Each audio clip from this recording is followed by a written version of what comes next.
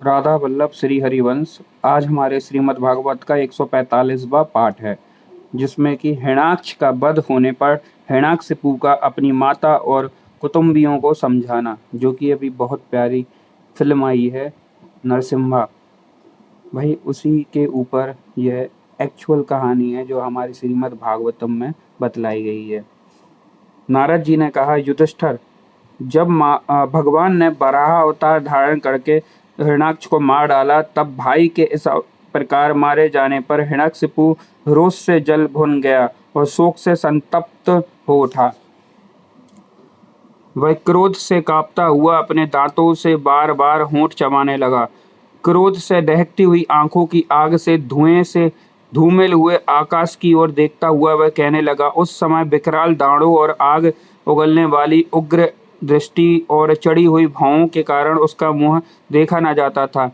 भरी सभा में त्रिशूल उठाकर उसने द्रिमूर्धा, त्र्यक्ष, संबर, सतबाहु, हैग्रीव, नमुची, पाक, इलवल, विप्रचिति, पुलोमा और शकुन आदि को संबोधित करके कहा, दैत्यों और दानवों, तुम सब लोग मेरी बात सुनो और उसके बाद जैसे मैं कहता हूँ वैसा करो। तुम्हें यह ज्ञात है कि मेरे क्षुद्र शत्रुओं ने मेरे परम प्यारे और हितैषी भाई को विष्णु से मरवा डाला है। यद्यपि वह देवता और दैत्य दोनों के प्रति समान है, तथापि दौड़ धूप और अनुनय विनय करके देवताओं ने उसे अपने पक्ष में कर लिया है। यह विष्णु पहले तो बड़ा शुद्ध और निष्पक्ष था, परंतु अब माया से वराह आदि रूप धारण करने लगा है और अपने स्वभाव से च्युत हो गया है। बच्चे की तरह जो उसकी सेवा करे उसी की ओर हो जाता है, उसका चित्त स्थिर नहीं है।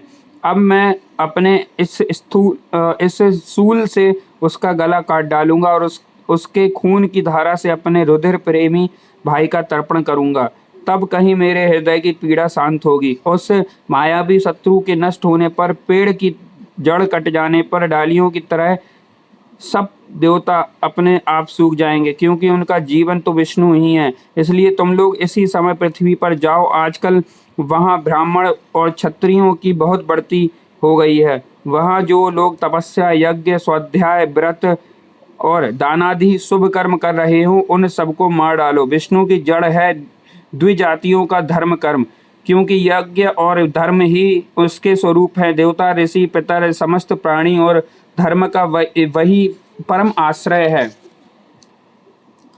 जहाँ जहाँ ब्राह्मण, गाय, वेद, वर्णाश्रम, धर्म, कर्म हो, उन देशों में तुम लोग जाओ, उन्हें जला दो और उजाड़ डालो। दैत्य तो स्वभाव से ही लोगों को सताकर सुखी होते हैं। दैत्यराज हिरण्यकशिपु की आज्ञा उन्होंने बड़े आदर से सिर झुकाकर स्वीकार की और उसी के अनुसार जनता का नाश करने लगे। उन्होंने नगर, गांव, गौओं के रहने के स्थान, बगीचे, खेत, टहलने के स्थान, ऋषियों के आश्रम, रत्न आदि की खाने, किसानों की बस्तियां, तराई के गांव, अहीरों की बस्तियां और व्यापार के केंद्र, बड़े बड़े नगर जला डाले। कुछ दैत्यों ने खोदने के शस्त्रों से बड़े बड़े पुल, परकोटे और नगर के फाटकों को तोड़ फोड़ डाला और तथा दूसरों ने कुल्हाड़ियों से फले फूले हरे भरे पेड़ काट डाले। कुछ दैत्यों ने जलती हुई लकड़ियों से लोगों के घर जला दिए।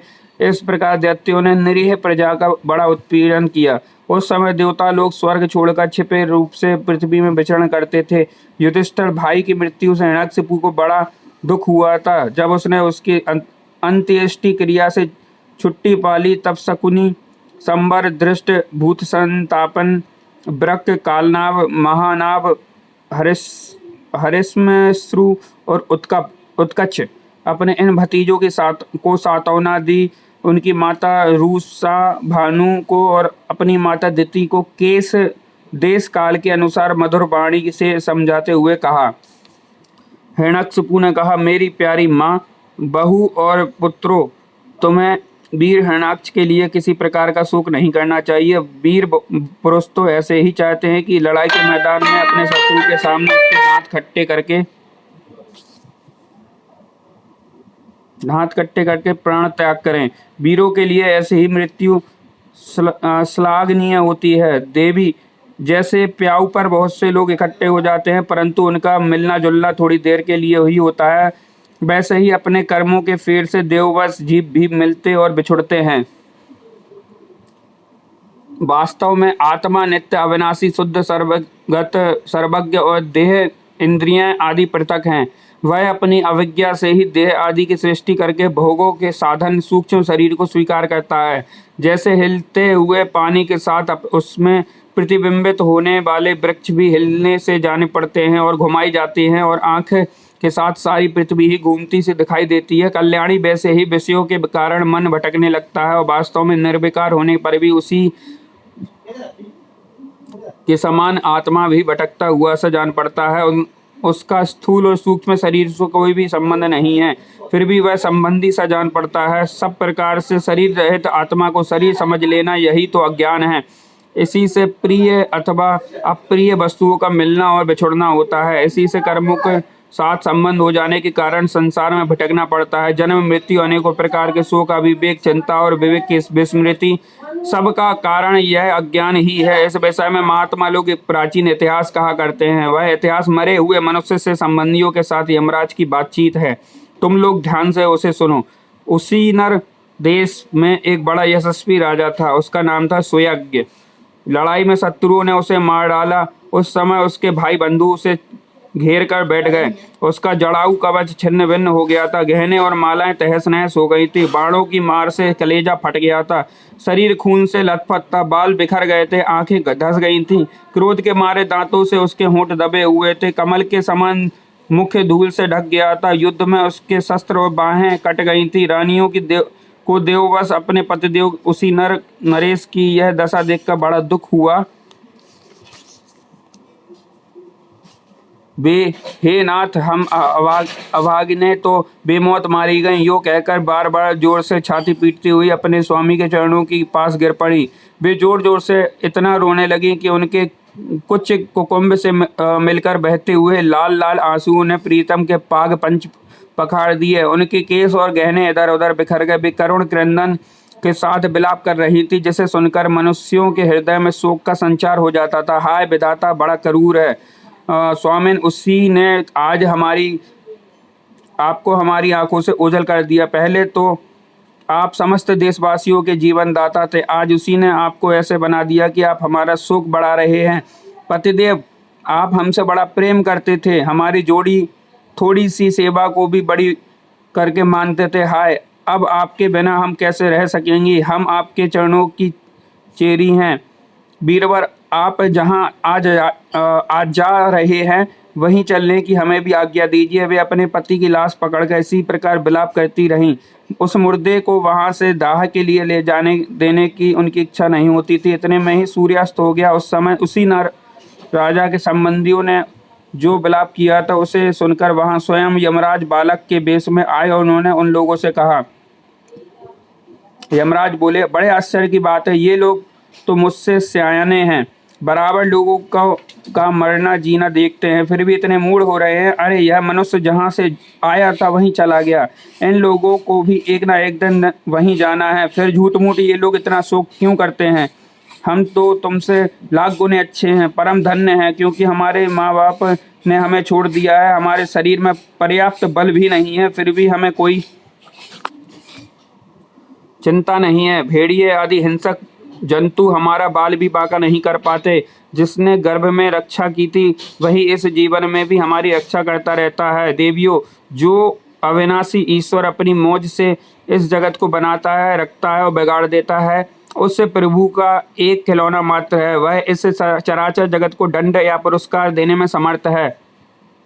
भाग्य अनुकूल हो तो रास्ते में गिरी हुई वस्तु की भी ज्यों की त्यों पड़ी रहती है, परंतु भाग्य के प्रतिकूल होने पर घर के भीतर तिजोरी में रखी हुई वस्तु भी खो जाती है। जीव बिना किसी सहारे के देव की दया दृष्टि जंगल में भी बहुत दिनों तक जीवित रहता है, परंतु देव के विपरीत होने पर घर से सुरक्षित रहने पर भी मर जाता है। रानियों, सभी प्राणियों की मृत्यु अपने पूर्व जन्मों की कर्म वासना के अनुसार समय पर होती है, उसी के अनुसार उनका जन्म भी होता है, परंतु आत्मा शरीर से अत्यंत भिन्न है, इसलिए वह उसमें रहने पर भी उससे जन्म मृत्यु आदि धर्मों से अछूता ही रहता है।